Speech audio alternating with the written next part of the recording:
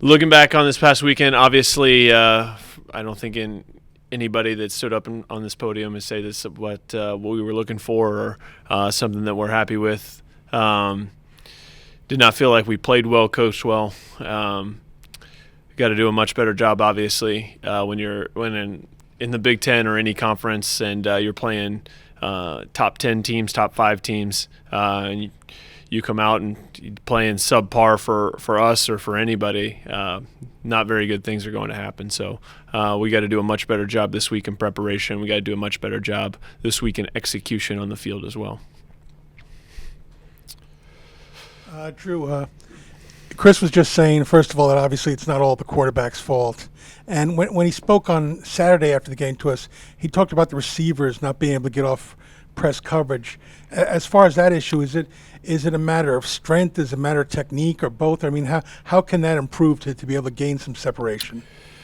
I think they've gotten, to be honest with you, at the beginning of the year, I did not feel comfortable with our ability to get off press coverage, and that's something that Coach Williams has worked really diligently with those guys. I thought they did a better job than they've had in the past. You look at some of the plays that we had guys open in man, press man coverage. The first completion to or the second completion to Juwan Harris, the first one on third down, that was into man coverage as well.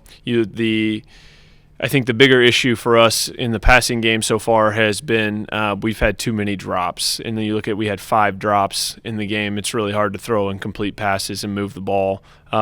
Aside from the outside of the run game, if you've got drops, I mean, we've had some accuracy issues that I thought have gotten a lot better. There was a couple throws in there that weren't great, but he threw the ball much better this game than he had in the past.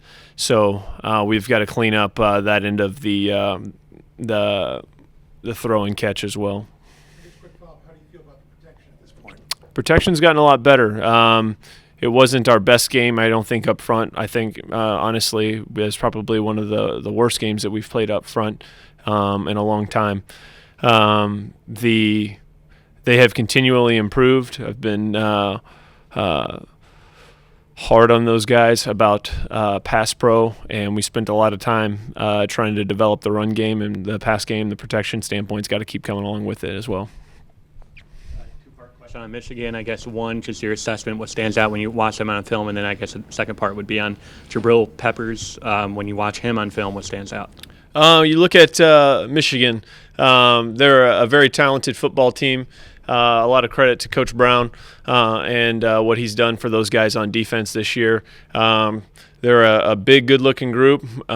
They play very aggressive. They want to be up the field. They want to be they're an attacking style defense. They're not going to sit back and let you try and take 2 and 3 yard gains. They're going to try and tackle you in the backfield.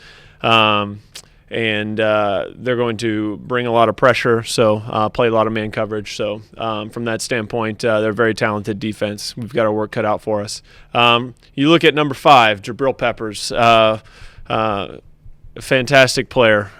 Can't say enough about him. Obviously, you look at his return ability. That says enough about his speed and his explosiveness. But that kid's all over the field. He's played corner, safety, linebacker. He's an incredible blitz threat for those guys. They do a great job of moving him around and finding matchups, either in the protection, matching him up on a guard or a tackle, blitzing, or finding the right man coverage matchup for him. So he's all over the place, somebody we're definitely going to be aware of. The year you're going to play 3 top 5 teams. How much do you think that helps you guys get ready for the second half of the year, and maybe in what areas? Yeah, the 3 top 5 teams, man. It's been we've had pretty stiff competition going into this deal. But it's a very of anything that it's done, it's given us a fair assessment of exactly where we are as a team, exactly what our weaknesses are. And strengths are as a team, both offensively, defensively. I'm sure Coach Neiman would say the same, Coach Ash would say as well, and special teams included. So I think for the second half of the season, we know where we stand going into it. We're going to take one game at a time. But I think that it's given us a very good barometer to know how we match up, what we can and cannot do well. And so going into the second half of the season where there's not 3 top 5 teams, I think our kids will know exactly what we're going to call and execute, and feel great about that. What can your offensive line learn from a game playing against a team like Ohio State, and how did they come out physically? I mean, we saw Tariq hurt his knee, it looked like, but overall, how were they?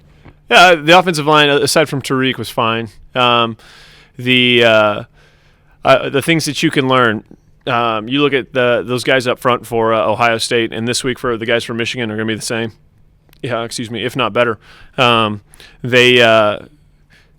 If you're going to go out and play in a game like that, especially up front, winning the game in the trenches is going to be critical. And you're going to do that one way or the other. That may not be just slamming the ball through the A-gaps and saying, hey, center and guards, go win these one-on-one battles all game. That may not be what you're asking them to do, but those guys got to win in the manner that we're asking them to do it.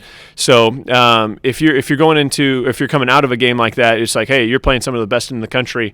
And like I said about our offense going into the second half of the season in the previous question, you're gonna get exposed on where your weaknesses are, because when you're playing elite level competition, that's what they do.